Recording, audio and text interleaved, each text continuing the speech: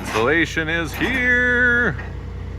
So we're actually not ready to start installing yet, but we're getting really close, and I'm super duper excited. We've started to receive our insulation. You can see that behind me. He's got a total of 6 pallets. I think it's all of it, but I'm not 100% sure. We'll find out pretty soon here. And hopefully by the end of next week, we will be through our inspections, or at least scheduling our inspections for the following week. And then after that, it'll just be the framing inspection.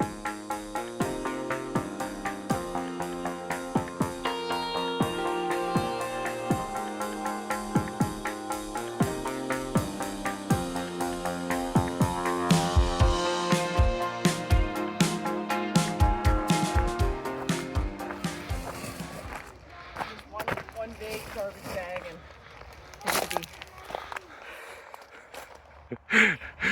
yes, I'm going to hoard the plastic wrapping. So Casey has a plan for all the plastic. We're going to try and make it useful at least one more time before we put it somewhere to go and die a slow, painful death. And before it tries to run away on us here, I better catch it. But first, there's a bear in hibernation down here. I keep hearing it roar and make little sleepy noises. Is there a bear in there?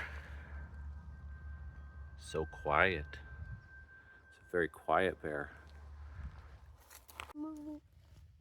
It's interesting that there's a wasp in there. Where? Oh, yeah, that's something else. It might actually be a buggo that eats wood, termite. Worms. There's 2 of them. Various different kinds of peds. Another one ran away. Centipedes, millipedes. Pillbug. There's slugs. Oh. All kinds of. A big slug. Yeah, biologicals. Ooh. Underneath this spiders, Oopsie. obviously. I touched something. Oh, well, these are okay. That's just worms and. I touched a worm there. Yeah, is he slimy? Yeah. Yeah. I like his slime. And this white stuff is very important. So that's mycelia. What is that white stuff? It's mushroom roots, mycelia. And having this in the soil. It's falling all over. So here we are next to our fruit trees.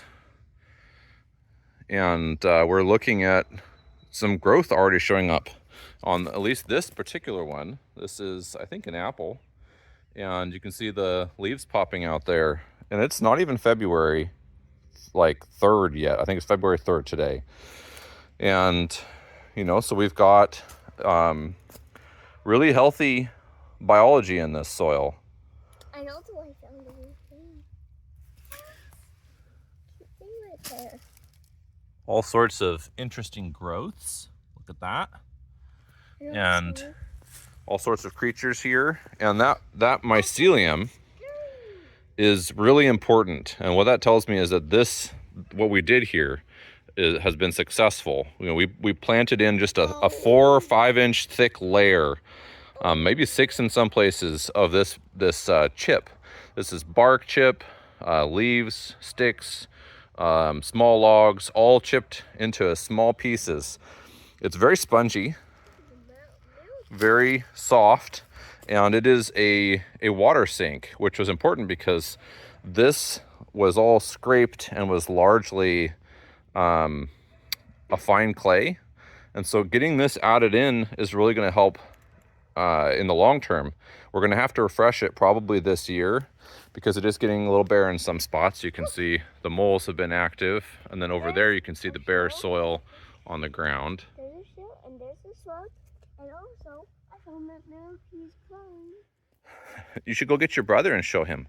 My mission today, I'm just taking a little detour to appreciate the fact that we have this mycelium in the soil because it's interconnecting to tree roots. And we didn't inoculate these tree roots, and as far as I know, neither did the nursery.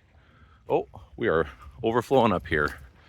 So I'm on a mission today to get the chicken coop cleaned out, and this is like an incidental from that.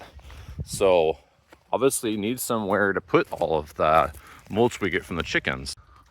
I found that one of our 2 valves down in the pump house had ruptured, and it's the one that I actually closed off. And with it being closed off, we didn't have a leak until I tried to open it up again, and it's got a hairline fracture on one side. So I got one ordered and we'll replace that.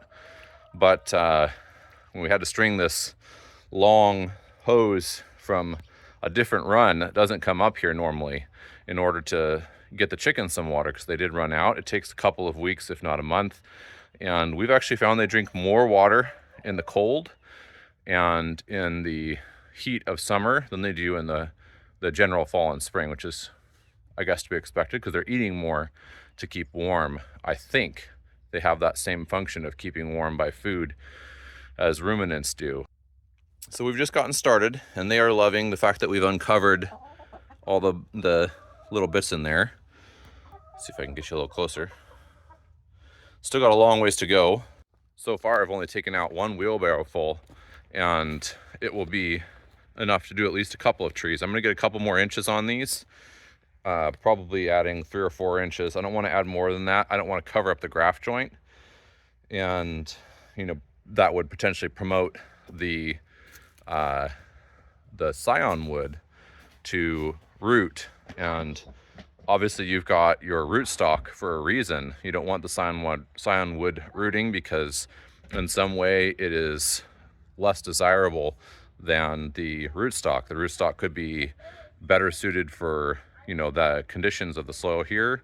It could be a dwarfing rootstock, and I think all of these are semi-dwarf, and I definitely don't want a full-size apple in this space. So this one's already done. I just need to kind of get some of the stuff off of the tree itself. But it's got a nice layer of mulch, and there's a whole lot of nutrition for that tree in that space. More decomposing matter, organic matter, which is huge when you're amending a clay soil. Same as a sandy soil, organic matter is very important. And there's a lot of dispersed, an appropriate amount, I should say, of a dispersed chicken manure in there, and that's going to give this all of the fertilizer it needs for the spring. So we'll get these other trees done here. So I'm just going to take advantage of this beautiful moment of weather we're having in early February, because it isn't going to last. It's supposed to be a wet spring followed by possibly, my brother was saying he had seen it was going to be a long dry summer again. So I can really cross my fingers not, because it's doing a lot of damage to the forest here in the Pacific Northwest to have these extra long summers. People think of Oregon as a wet place, and it's not anymore. It just isn't.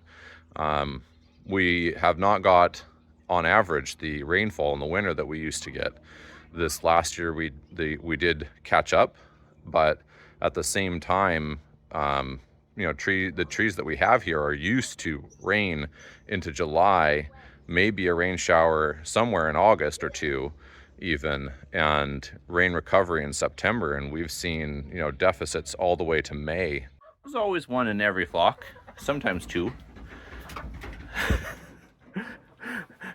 But none of them like being accosted, do they, Damien? Yeah. She's been in here the whole time.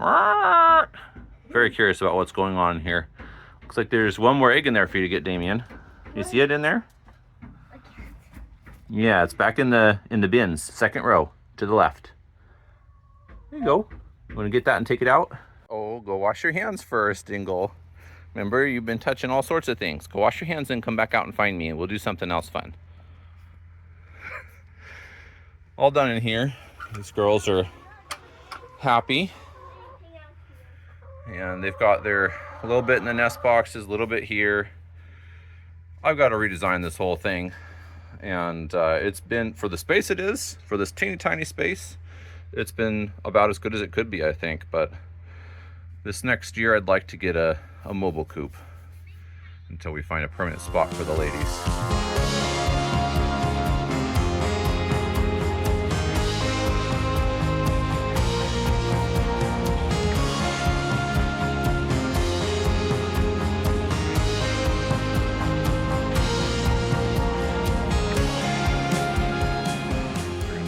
Insulating before popping this box up, just to show, hopefully you can see that.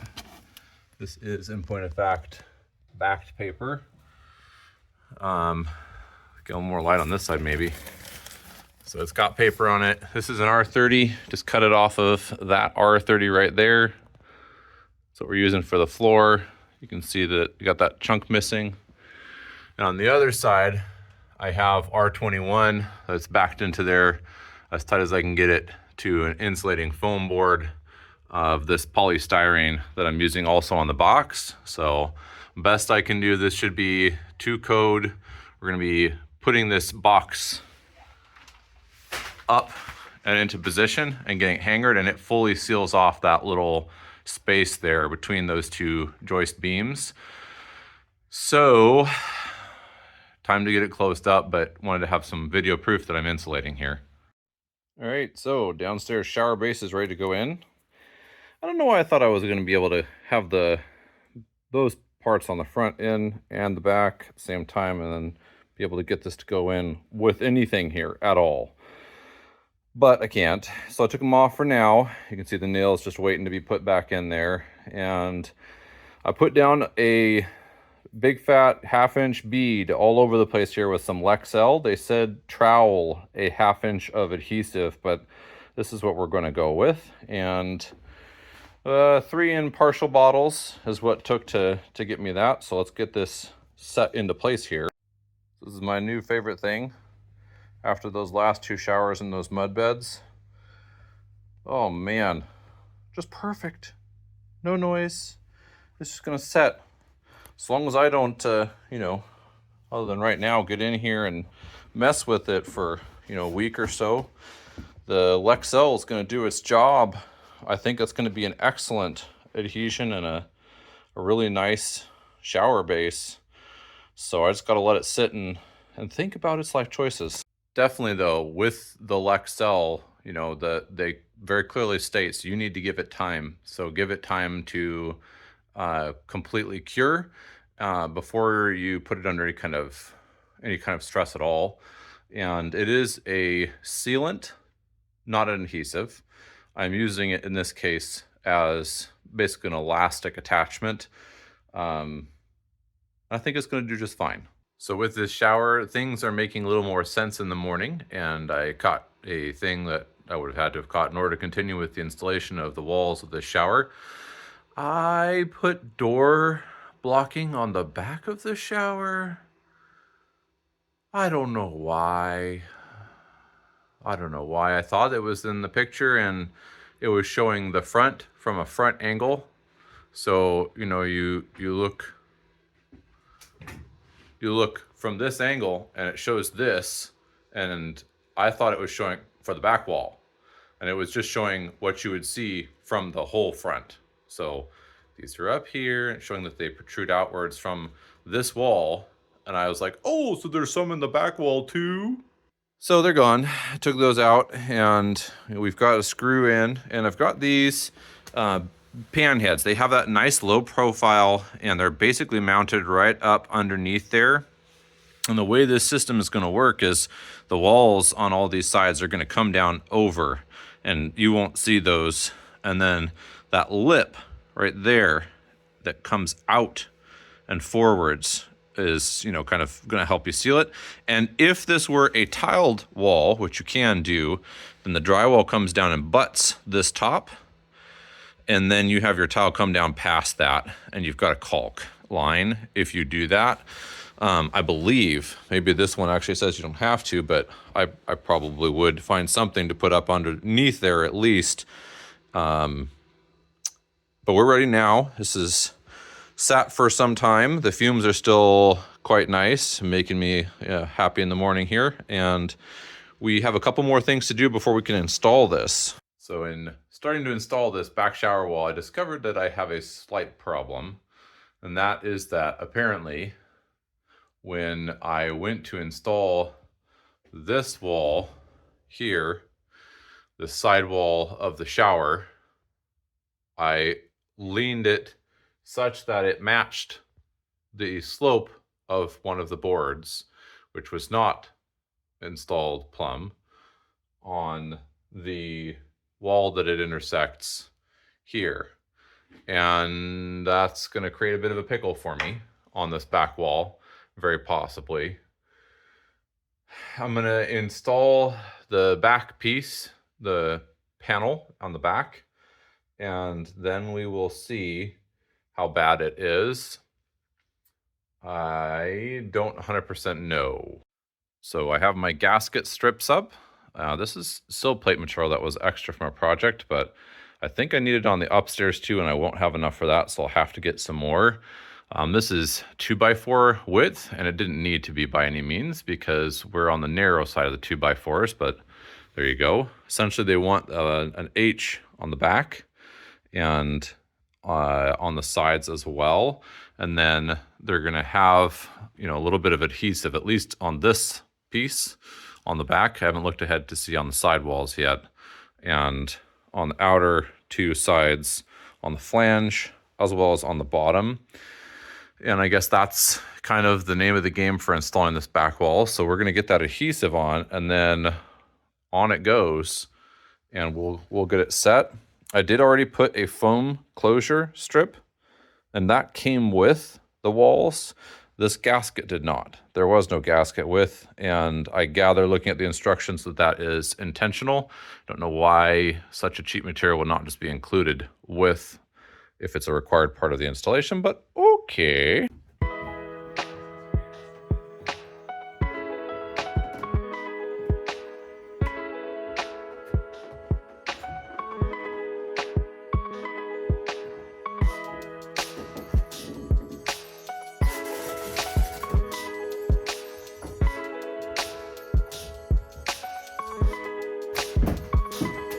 No, bad kitty. Bad kitty.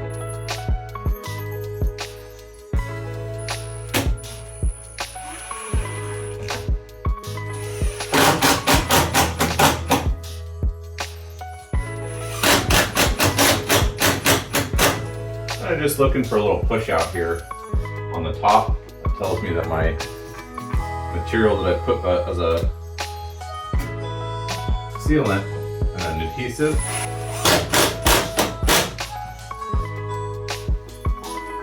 is good to go.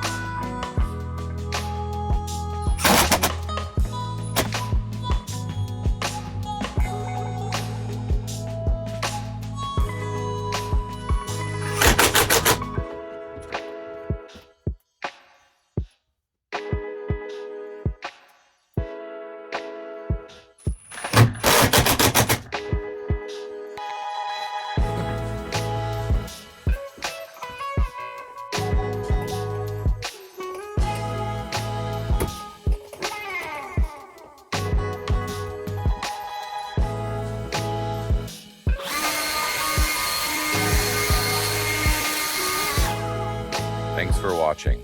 I hope you have a great rest of your day. We'll see you next time.